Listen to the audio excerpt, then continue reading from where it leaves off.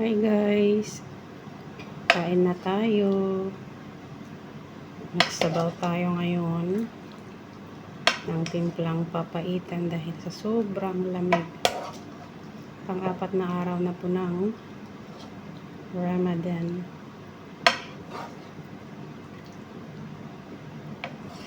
Kain na po tayo. Good morning guys, dahil sa lamig gawa tayo ng timplang papaitan o sinanglaw, ganyan na kahit wala tayong ibang ingredients ng parts ng mga meat. Nandiyan na lahat ng bawang, luya, sibuyas. Kinaskas ko, grated ko yung luya para ano siya.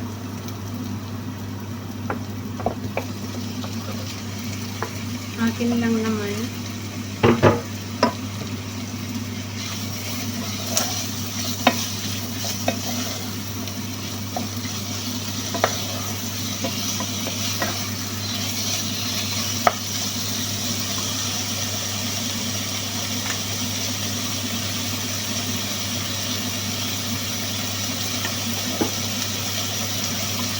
Tayo naglagay ng kapis. Saglit lang po ito kasi hindi po siya parts na yung matigas. Alam niyo naman mga karne dito ay baliktad lang. Stick ang ginamit ko, stick.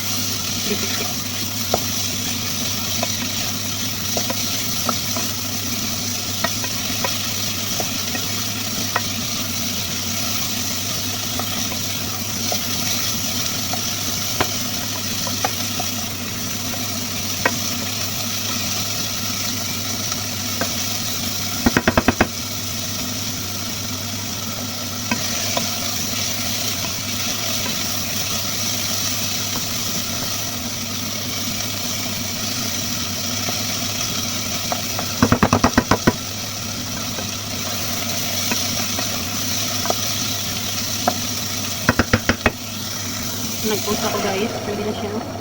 Ilagay natin siya ng ilang minuto. Check natin guys. After 30 minutes. Namangga na siya.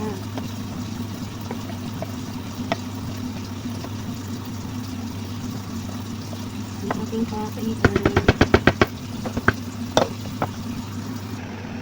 So ready na ang ating ayan.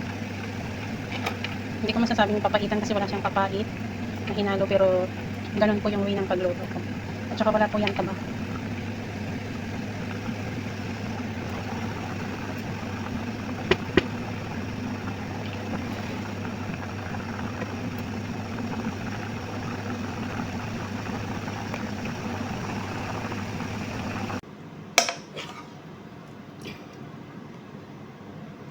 Ayan po guys.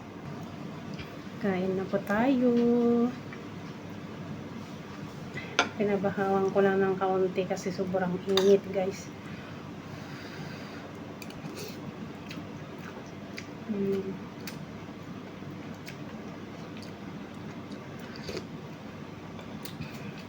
Malalim yung pinagpinggalan ko kasi may sabaw. Masarap guys.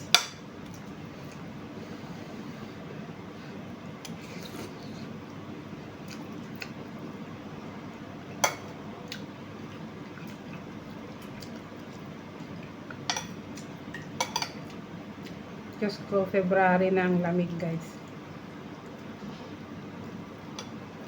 March na nga eh. Naginit ako. Mula February hanggang ngayon, ang lamig.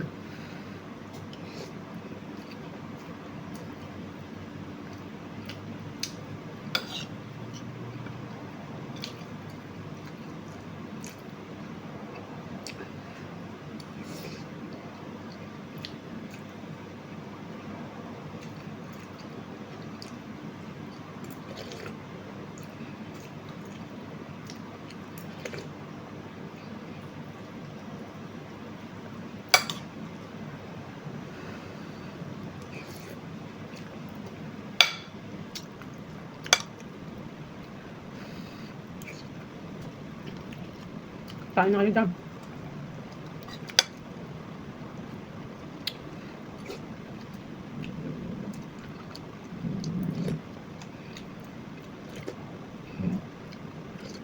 Kahit madaling araw may nag-aayos ng bakit ng ano dyan sa taas.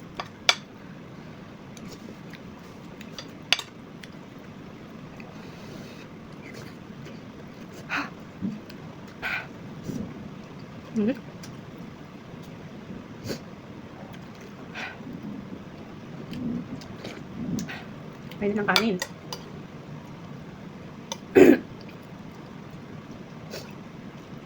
Walang tuwalya-tuwalya, wala pang kataba-taba.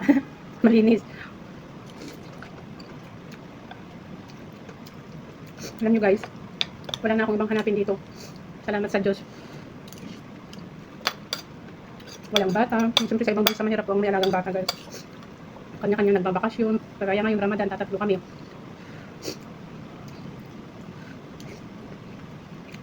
Walang taon, walang buwan, hindi sila nagpapalitan ng babakasyon guys. Kaapat lang ang amo ko. Nag-asawa, tapos isang binata, isang dalagang anak. May day off, maraming pahinga. Kilis ako dito. Salamat na ako, hindi na ako naghahanap pa ng ibang bansa pa usahod.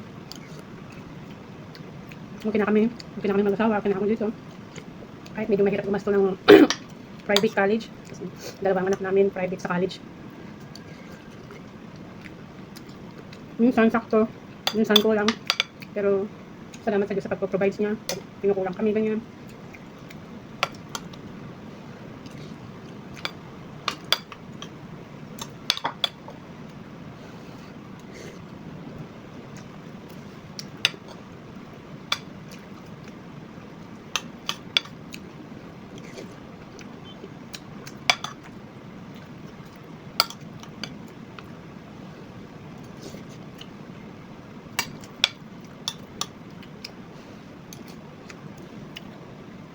Kaya sa lahat ng bagay guys, magpasalamat tayo sa taas.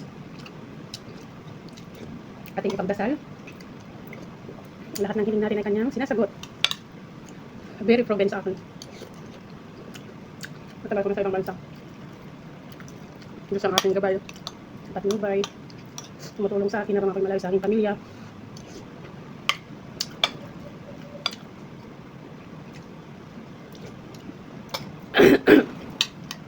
Ang init pa ng kanin. Hindi kasi malapad yung pinggan. Okay na akong sabaw.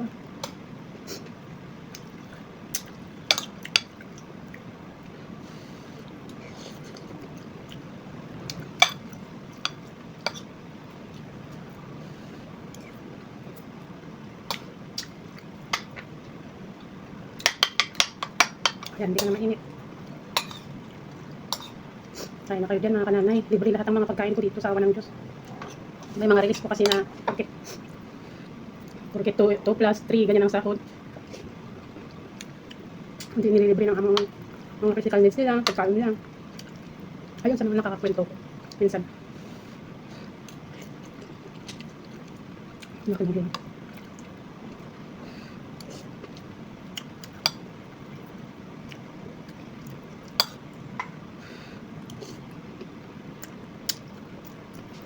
Kain na rin kayo dyan. Busog na ako. Thank you, Lord.